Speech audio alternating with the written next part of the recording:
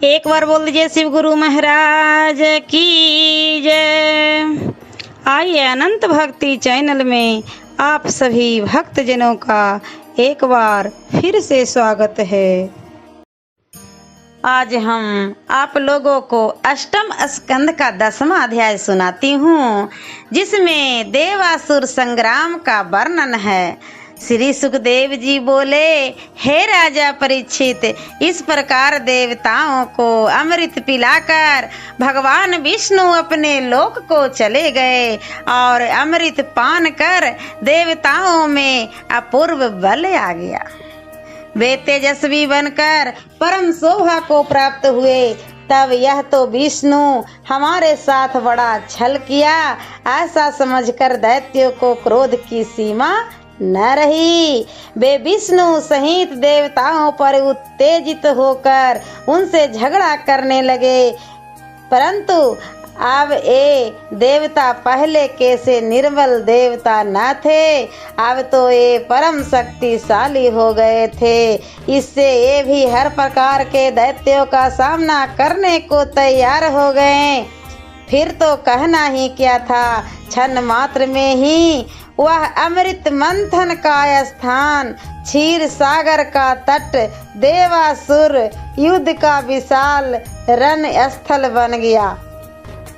दोनों ओर की सेना अपने अपने शस्त्र अस्त्र लेकर युद्ध करने की खड़ी हो गई।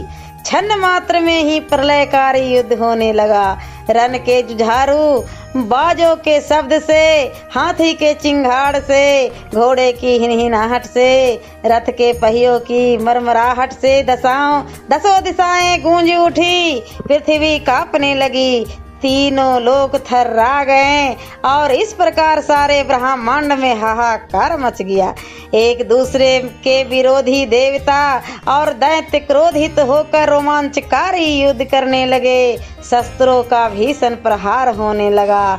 सबके विचित्र वाहन थे, रथी से रथी, पैदल से पैदल, सवार से सवारों से और गजारोही से भिड़कर युद्ध करने लगे।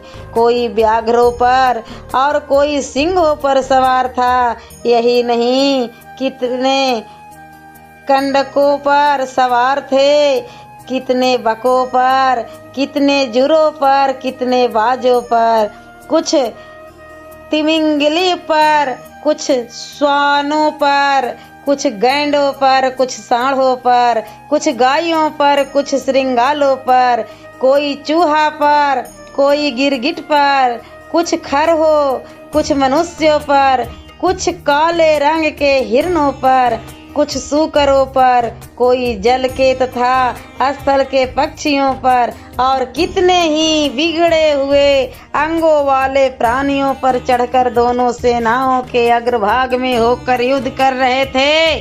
उनके बिरंग रंगे वस्त्रों से, श्वेत छत्रों से, हीरे की डंडी वाले बहुमूल्य मोर पंख और चमर के पंखों से, वायु से उड़ते हुए उतरिए पगडंडियों और कवच से जुड़ी हुई मणियों से, सूर्य किरणों द्वारा चमकते हुए निर्मल अस्त्रों से युक्त देवता और दानवों की सेनाएं जल जंतुओं से भरे हुए दो समुद्रों के समान जान पड़ती थी।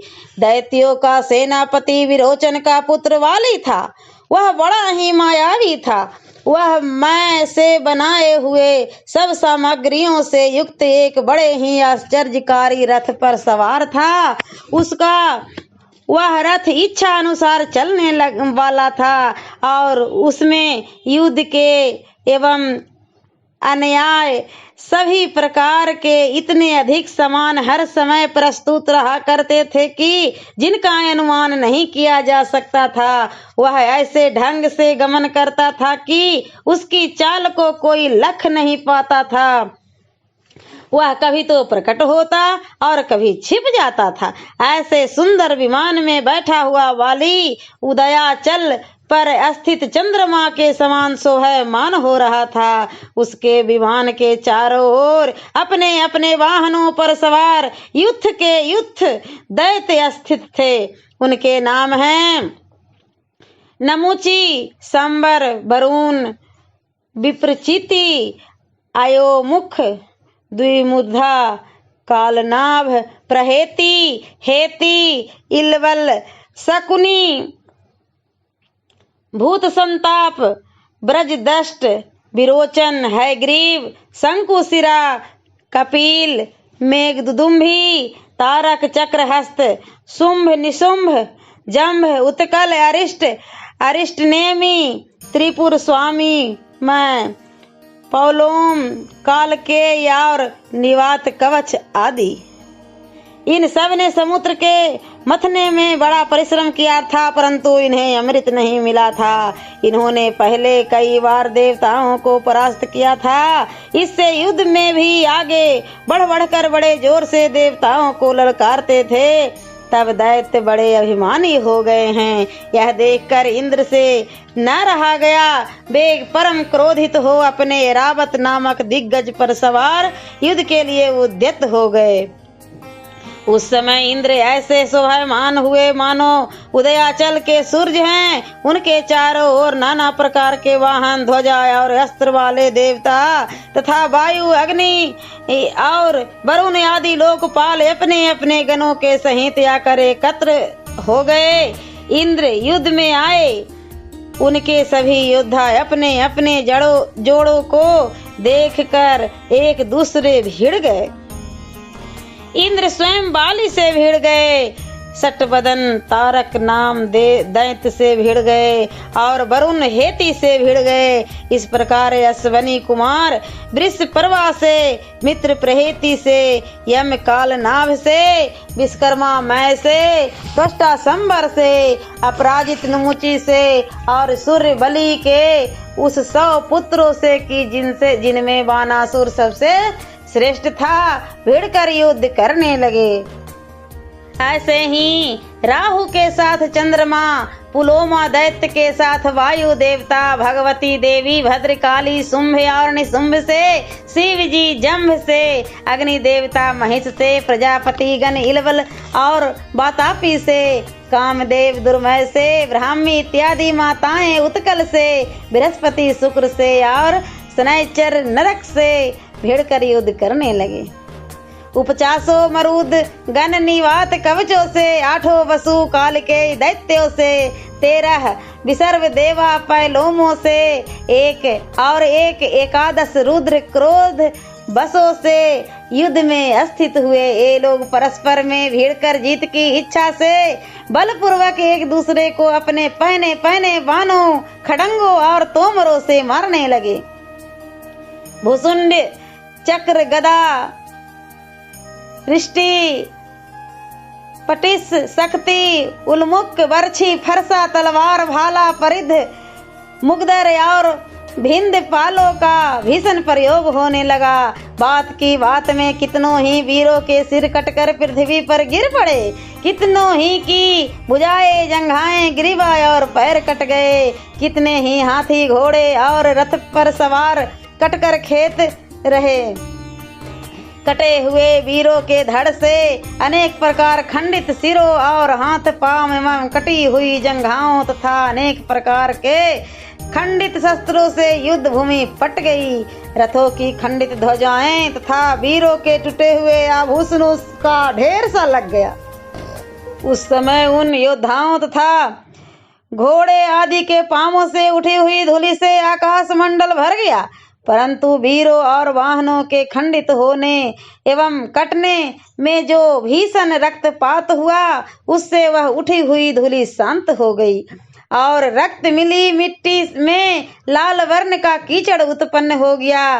कहीं वीरों की किरीट और कुंडल युक्त कटे हुए सिर पड़े थे और कहीं उनके भूषणों से युक्त शोभायमान भुजाएं पड़ी हुई थी। कितने ही वीरों का सिर आंख निकालने और दांत बाएं पड़ा था और कोई सिर दांतों से होठों को दबाए हुए पड़े थे, जो उस समय तक भी अपने क्रोध की सूचना दे रहे थे।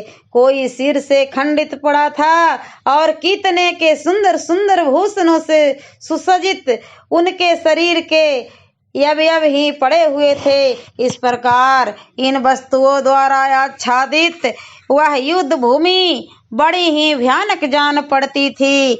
उस युद्ध में बड़े बड़े कम्बंध उठते थे, जो अपने सिर की आंखों द्वारा देखते हुए भुजदंडों में शस्त्रों को लेकर योद्धाओं के ऊपर दौड़ते थे। उस समय बाली ने इंद्र को 10 बाणों से और उनके रावत को 3 बाण से तथा रावत के चारों ओर उनके रक्षक रणवीर को 4-4 बाण से और इंद्र के महावत को 1 बाण से मारकर घायल कर देना चाहा। परंतु उसने ज्यों ही ऐसे बाणों का प्रयोग किया कि उसी क्षण महापराक्रमी इंद्र ने हंसते हुए उतने ही प्रभाव वाले अपने भल्ल नामक बाण को चलाकर बीच में ही उन बाणों को काट डाला। इससे बलि को बड़ा क्रोध आया। उसने अपनी विष बुझी शक्ति को उठाकर इंद्र पर फेंकना चाहा, परंतु ज्यों ही उसने ऐसा सोच कर शक्ति को उठाया कि त्यों ही उसे इंद्र ने काट डाला। पश्चात बलि ने और भी कई प्रकार के शस्त्रों का प्रयोग कर इंद्र को मारना चाहा, परंतु उसने जिस शस्त्र को लिया इसे इंद्र ने पहले ही काट डाला। फिर तो उस परम मायावी दैत्य ने छिपकर युद्ध करना आरंभ किया। वह अंतर ध्यान होकर आसुरी माया रचने लगा। इससे देवताओं की सेना पर पर्वत दिखाई पड़ा, अर्थात वे अपने सेना को पर्वत समझने लगे। बलि ने उन पर जलते हुए वृक्ष गिराए, फिर कितने ही नोकदार शिखर वाले पत्थर गिराकर देवताओं को नष्ट करना आरंभ किया। अजगर, विषैले सांप, बिच्छू, सिंह, व्याघ्र और वराह उत्पन्न होकर बड़े बड़े हाथियों को पीसने लगा। सैकड़ों राक्षसियां उत्पन्न होकर लोगों को डरावने लगी। इसी प्रकार से कितने ही राक्षस भी प्रकट हो गए। वे सब गंभीर तथा कठोर शब्द करते हुए आकाश में जा स्थित हुए और वहां से आग के अंगारे बरसाने लगे। वायु के लगने मात्र से वे घोर गर्जन करते और लोगों को डरवाते थे। इसके पश्चात उस बड़े मायावी दैत्य राजा बलि ने एक अद्भुत अग्नि को उत्पन्न किया, जो प्रलय अग्नि से कहीं अधिक भयंकर था। उससे देवताओं की सारी सेना जलने लगी। तदंतर यह देख पड़ा कि चारों ओर से समुद्र उमड़ता हुआ चला आ रहा है और उसमें वायु द्वारा उठे हुए तरंगों और भंवरों से बड़ा ही भयंकरता प्रकट हो रही है। दैत्यों की इस अपार माया से देवताओं के प्रधान वीरों का मन खिन्न हो गया। बहुत यत्न करके भी वे दैत्यों की माया को दूर न कर सके। तब उन्होंने भगवान का ध्यान किया। भगवान विष्णु तुरंत ही वहां प्रकट हो गए। वे अपने सब आयुधों से युक्त 8 भुजाओं धारण किए अपने अपने स्थान में लक्ष्मी, कौस्तुभ मणि, बहुमूल्य किरीट और कुंडल से शोभायमान तथा पीताम्बर धारण किए गरुड़ पर बैठे हुए परम शोभायमान हो रहे थे। उनके इस प्रकार प्रकट होते ही दैत्यों की माया नष्ट हो गई। तब विष्णु को देखकर दैत्य कालनेमी ने उन पर प्रचंड आक्रमण किया। उसने विष्णु जी पर अपना शूल चला दिया, परंतु जब तक वह शूल गरुड़ तक पहुँचे कि उसे आते ही विष्णु जी ने अपने हाथ में पकड़ लिया और उसी से कालनेमी को खींचकर मारा। वह अपने वाहन सहित तुरंत ही मर गया। तब विष्णु जी का सामना करने के लिए माली और सुमाली आए, किंतु विष्णु जी ने चक्र से उनका सिर काटकर उन्हें पृथ्वी पर गिरा दिया। तब माल्यवान आया। इसने विष्णु जी के वाहन गरुड़ को एक गदा मारा, फिर गरजने लगा। तब उसकी गर्जन को देखकर विष्णु जी ने अपना चक्र चला दिया, जिससे उसका सिर कट गया और वह भी मृत्यु के हाथ लगा। ओम नमो भगवते वासुदेवाय नमः। और अष्टम स्कंध का 11वां अध्याय मैं अगले वीडियो में सुनाती हूँ। ऐसे ही मनोरंजक कथाएं, कहानियाँ और भक्ति गीत सुनने के लिए हमारे इस चैनल अनंत भक्ति को सब्सक्राइब करें और वीडियो अच्छी लगी हो तो लाइक का बटन ज़रूर दबाएं। धन्यवाद।